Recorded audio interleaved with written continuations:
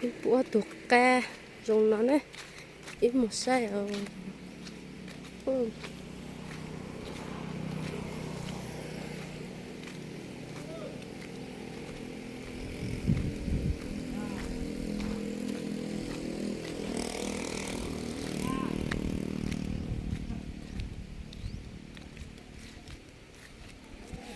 đi vô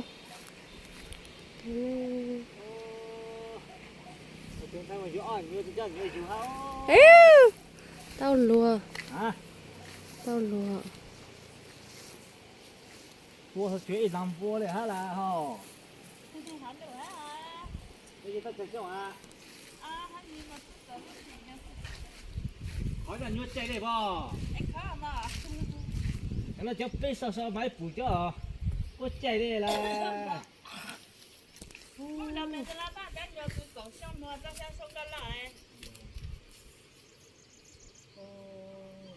chắc căng cả cho nó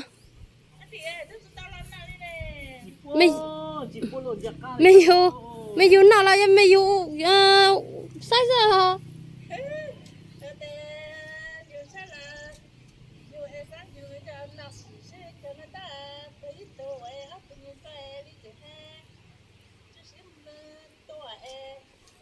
nó khốn nào đấy à, nó chịu sâu ra à,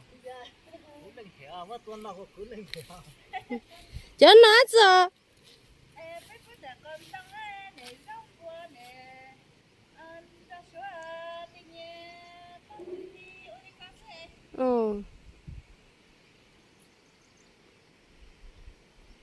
mình còn chỉ có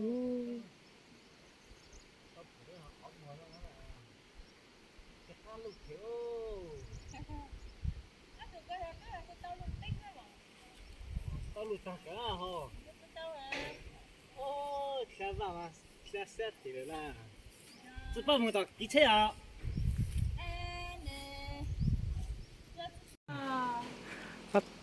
cho bố máy sa, giờ nó chịu khó mua lấy bố chút tiêu, ít nhất nó sợ từ nông nó ít thấy mong là, nhá nè, tao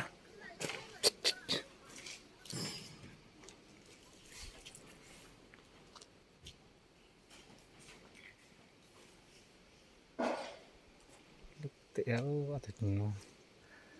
ta hỏi có lời trong này